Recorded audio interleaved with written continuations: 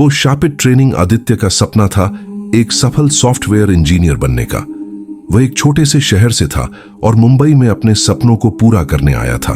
एक दिन उसे एक रहस्यमयी व्हाट्सएप मैसेज मिला, जो ये ट्रेनिंग नहीं ले रहा वो करियर में पिछड़ जाएगा। संदेश के साथ एक लिंक था, डिजिटल डार्कनेस कोर्स। उत्सुकतावश आदित्य ने लिंक ओपन किया। वेबसाइट पर कोई संपर्क जानकारी नहीं थी, सिर्फ एक फॉर्म था जहां उसे अपना नाम, जन्म तिथि और एक रक्त का नमूना डिजिटल सिग्नेचर के रूप में देना था। आदित्य ने सोचा यह कोई नया मार्केटिंग स्टंट होगा और उसने फॉर्म भर दिया। अगले ही दिन उसके लैपटॉप पर एक अजीब सा एप्लीकेशन इंस्टॉल हो गया। जब उसने ऐप खोला तो स्क्रीन पर लिखा था, आपका स्वागत है आदित्य, आपकी ट्रेनिंग शुरू हो चुकी है। पहला पाठ, कोडिंग की बुनियादी बातें और मानव आत्माओं को नियंत्रित करने की कला। आदित्य ने सोचा यह कोई प्रैंक है, लेकिन जैसे ही उसने पहला वीडियो लेसन खोला उसके रोंगटे खड़े हो गए। वीडियो में एक आदमी था जिसकी आंखों में कोई जान नहीं थी और वह कोट लिख रहा था जो स्क्रीन पर खून जैसा दिख रहा था। अचानक वीडियो में व्यक्ति ने सीधे आदित्य की ओर देखकर कहा, अब तुम्हारी बारी है, इस कोट को लिखो, नहीं तो तुम्हारा करियर तो पिछड़ेगा ही, तुम्हारी आत्मा भी पिछड़ जाएगी। डरते हुए आदित्य ने वह कोट लिखा। जैसे ही उसने कोट रन किया उसके कमरे का तापमान अचानक गिर गया और उसे अपने पीछे किसी के खड़े होने का एहसास हुआ। जब उसने मुड़कर देखा तो वहां कोई नहीं था, लेकिन कंप्यूटर स्क्रीन पर एक नया मैसेज आया था, बहुत अच्छे, तुमने पहला पाठ पूरा कर लिया है, अब तुम्हारी कीमत चुकाने का समय आ गया है। उस रात आदित्य ने अपने सपने में एक डरावनी महिला को देखा जो उससे कह रही थी, तुमने हमें बुलाया है, अब हम तुम्हारे साथ रहेंगे। जब वह जागा तो उसने देखा कि उसके कमरे की दीवार पर अजीब सी कोडिंग लाइनें लिखी हुई थीं, जो खुद ब खुद लिखी जा रही थीं। अगले दिन ऑफिस में आदित्य ने देखा कि उसके सहयोगी उससे दूर भाग रहे थे। जब उसने आईने में अपना चेहरा देखा तो वह चीखने ही वाला था। उसकी आंखें पूरी तरह से काली हो चुकी थीं और उसके हाथों पर अजीब सी कोडिंग लाइनें उभर आई थीं। उसने महसूस किया कि यह कोई साधारण ट्रेनिंग नहीं थी, यह एक शाप था जो उसकी आत्मा को निगल रहा था। शाम तक आदित्य ने देखा कि उसका शरीर धीरे धीरे पारदर्शी होता जा रहा था। वह डर गया और उसने उस कोर्स से बाहर निकलने का तरीका ढूंढना शुरू किया, लेकिन तभी उसके फोन पर एक नया मैसेज आया, भागने की कोशिश मत करो, ट्रेनिंग पूरी करो या हमेशा के लिए इसी डिजिटल नरक में फंसे रहो। क्या आप चाहेंगे कि मैं अगला भाग लिखूं? डिजिटल नरक में उतरते आदित्य ने महसूस किया कि उसका शरीर धीरे धीरे डिजिटल दुनिया में विलीन हो रहा था। उसकी उंगलियों से कीबोर्ड की क्लिक की आवाज आने लगी, चाहे वह कुछ भी छुए। उसकी आंखों के सामने हर समय कोडिंग लाइनें तैरने लगीं, जैसे कोड उसके दिमाग में सीधे इंजेक्ट किया जा रहा हो। एक रात जब वह अपने लैपटॉप के सामने बैठा था, स्क्रीन पर एक नया वीडियो लेसन खुल गया। इसमें वही आदमी था जिसकी आवाज अब और भी डरावनी लग रही थी। दूसरा पाठ, आर्टिफिशियल इंटेलिजेंस और मानव आत्माओं को प्रोग्राम करना। वीडियो में दिखाया गया कि कैसे एक इंसान की आत्मा को निकालकर उसे डिजिटल कोड में बदला जा सकता है। आदित्य की सांसें रुक सी गईं जब उसने वीडियो में अपने पुराने कॉलेज के दोस्त को देखा जो 3 साल पहले गायब हो गया था। वह डिजिटल प्रोग्राम बन चुका था, उसकी आंखें खाली थीं और वह मशीन की तरह कोड बोल रहा था। तुम्हारा दोस्त भी हमारा छात्र था, वीडियो में आवाज गूंजी, लेकिन उसने ट्रेनिंग पूरी नहीं की। अब वह हमेशा के लिए हमारा डिजिटल गुलाम बन गया है।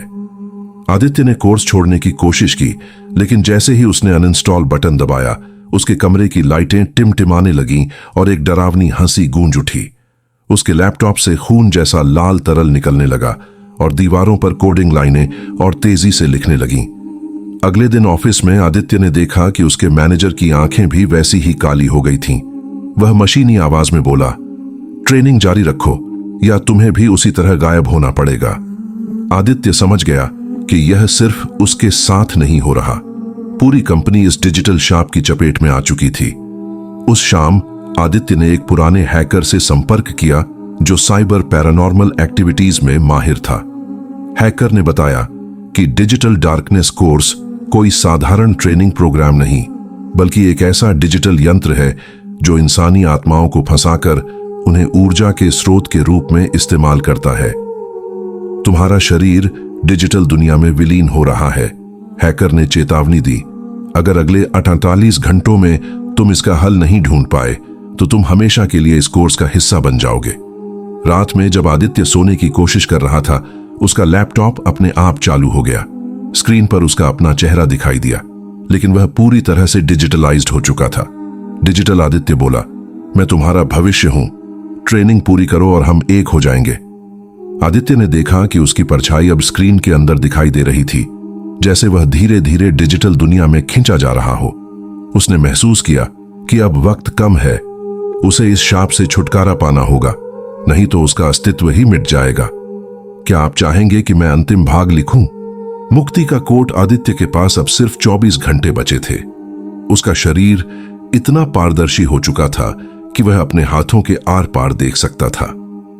हैकर मित्र राहुल ने उसे बताया कि इस डिजिटल डार्कनेस कोर्स का आविष्कार एक पागल साइबर साधु ने किया था, जो मानता था कि मानव आत्माओं को डिजिटल कोड में बदलकर उन्हें अमर बनाया जा सकता है।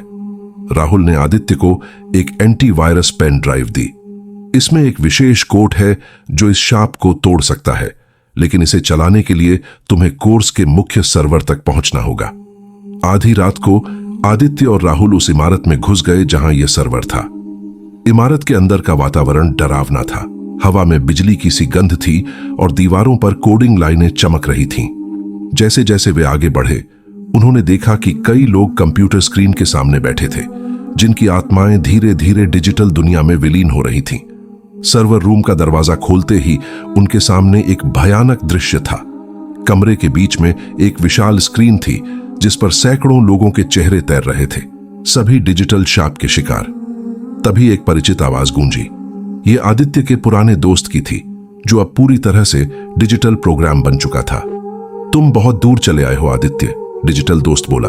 अब हमारे साथ आ जाओ, यहां तुम्हें कभी मरना नहीं पड़ेगा। राहुल ने तुरंत पेन ड्राइव सर्वर में लगाई।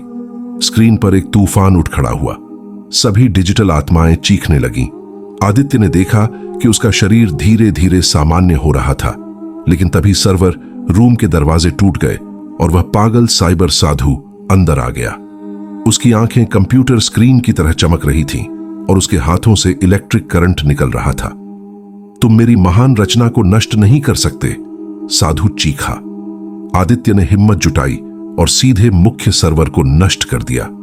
एक जोरदार धमाका हुआ और सभी डिजिटल आत्माएं मुक्त हो गईं। साधु की चीखें दीवारों में समा गईं। अगली सुबह आदित्य ने देखा कि उसका शरीर पूरी तरह से ठीक हो चुका था। ऑफिस के सभी लोग सामान्य थे, मानो कुछ हुआ ही ना हो, लेकिन आदित्य को पता था कि यह सच था। उसने और राहुल ने मिलकर एक नई ट्रेनिंग शुरू की, साइबर सुरक्षा और डिजिटल शापों से बचाव। आखिरी दृश्य में आदित्य अपने नए कोर्स के विद्यार्थियों को संबोधित कर रहा है। याद रखो, कोई भी ट्रेनिंग जो डर के नाम पर मिले, उससे सावधान रहो।